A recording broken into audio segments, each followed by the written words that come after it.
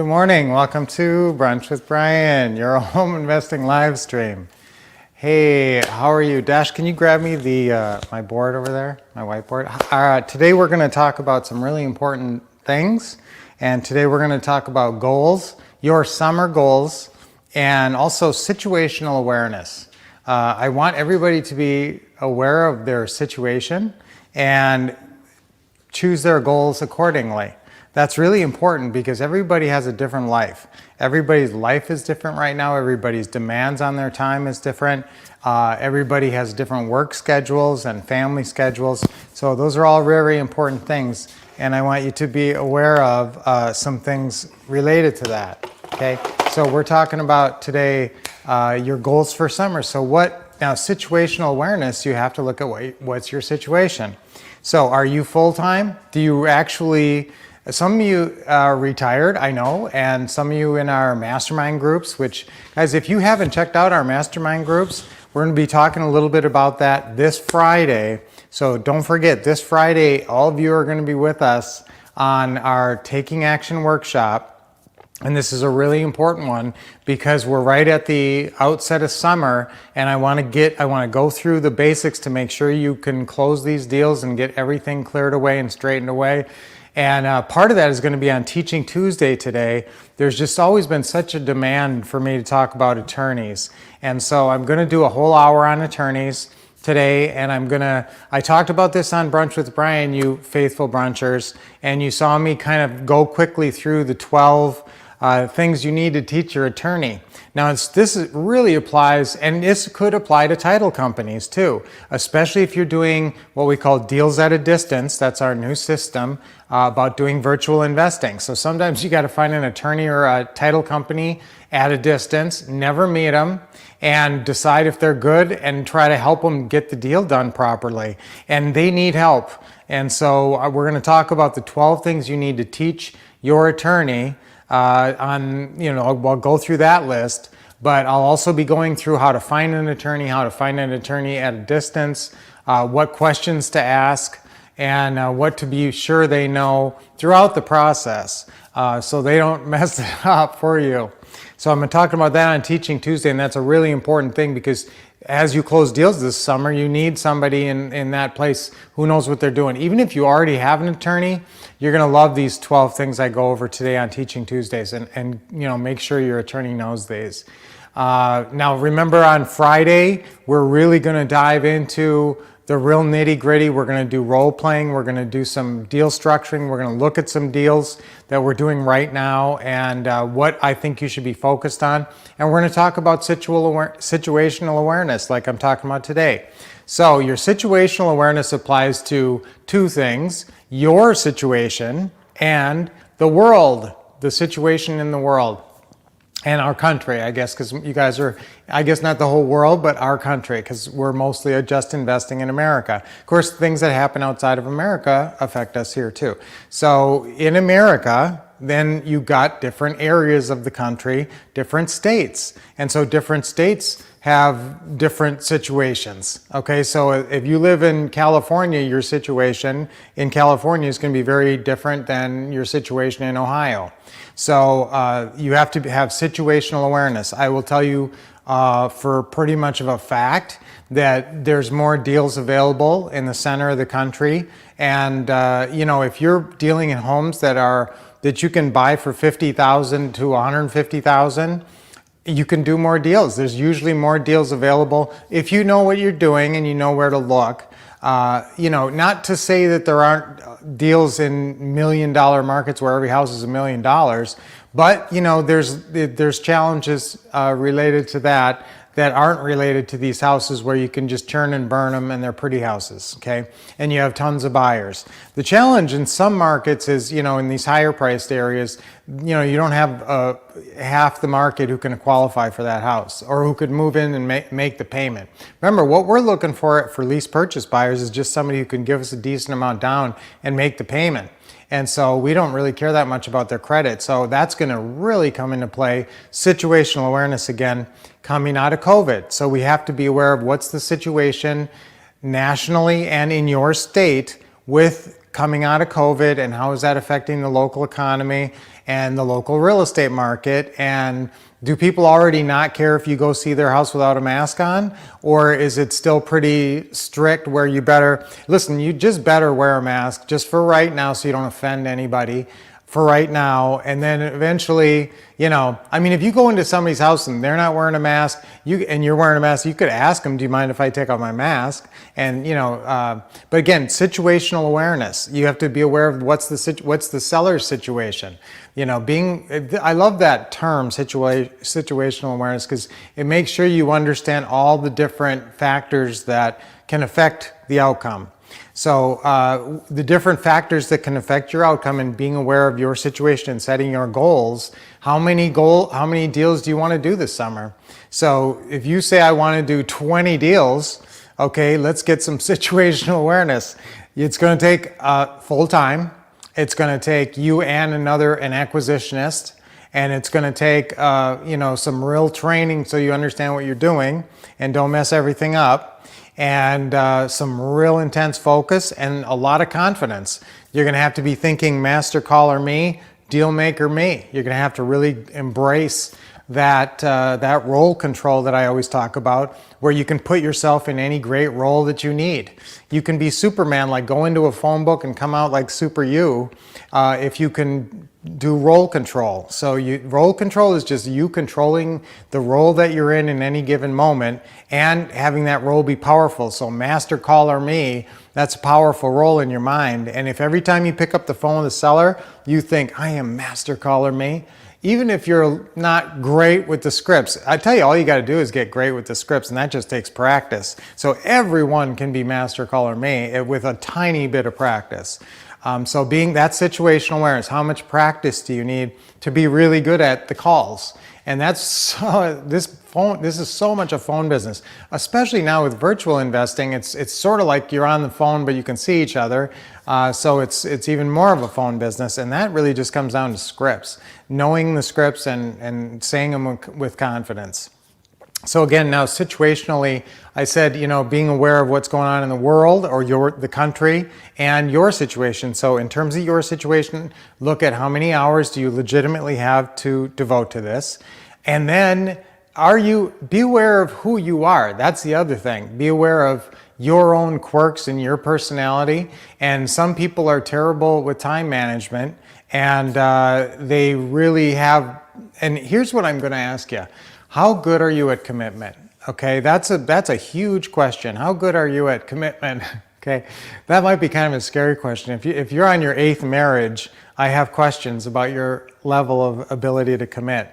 So I want you to commit to real estate investing, and that means committing to a schedule. So if I say, if you know situationally, I only have 10 hours to do real estate investing, but you're for your real estate investing, you say, I'm going to go on and post something on my Facebook page, and then you go in there and 2 hours later you're just futzing around with some other site or something. You're not even really focused on your real estate investing. Okay, so I need you to do the things that you need to be doing. That can all be found in our investor/acquisitionist agenda, which I'm going to talk about this Friday at the Taking Action Workshop, virtual Taking Action Workshop. That's 11 a.m. Eastern Time, 8 a.m. Pacific Time. And I'm going to go through that because that's so crucial to your success. And that's like a 6-hour schedule of what you should be doing for 6 hours. And some of what you should be doing is training. So always Brunch with Brian here with me. And then the Teaching Tuesday later today. That's really an important one. This whole thing with attorneys is everything you ever wanted to ask about an attorney, but everything you ever want to know about attorneys, but we're afraid to ask. In fact, if you want to send in specific questions about attorneys, Lynette and I would be happy to talk about those. So go ahead, and if any questions you have, even if they're very specific about an attorney, finding an attorney, anything like that, I'm going to be covering a lot of this. But if you have any questions about attorneys, why don't you go ahead and send them in, email them in or you could even leave them in the comments if you're in Facebook right now, or just send them, email them to support@thewolfcouple.com, support@thewolfcouple.com, and we'll handle those questions later today. Remember, that's 7 p.m. Eastern Time, 4 p.m. Pacific, repeated 3 hours later. So that's coming up in, not too long, 7 hours and 19 minutes. So we will definitely see you on that. That's going to be a really important one, this one with attorneys. And that's one, that's one you want to save for the archives for sure, because you're going to always have questions about attorneys, and this is really going to be important. And maybe I'll even make the notes, those 12 things, available to you as well. Okay, so do you have situationally aware of your life and how much time you have and how able you are to focus and be able to commit? So if you say, I'm going to work, this is my schedule, and the first step in committing to a schedule is what? Writing out the schedule and posting it, and I want you to sign it. And if you ever want to send me your schedule, I'll sign it and I'll send it back to you. And then maybe if it has more power for you, that's great. So stick to that. That's so crucial, guys. That one little tiny step can be the difference between success and not succeeding. Because you just don't know. Some people never really decide when they're supposed to be working and what they're supposed to be doing. So again, let's get that schedule made and posted. And committed to, it's by signing the bottom. And committed to meaning you really, when it says 7 o'clock, you're really making your calls at 7 o'clock. Remember, part of that schedule is 4 half hours just for calling, 4 half-hour slots, one on Saturday, one on Monday, probably one on Thursday, and then a floating one. And these should be, in morning and night, mostly in the evening, but there's one on Saturday, 10 to 12.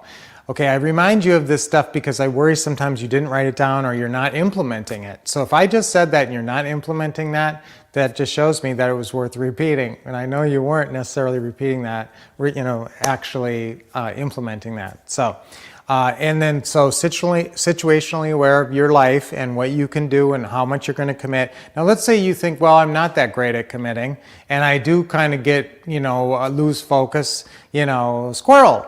And that's Lynette.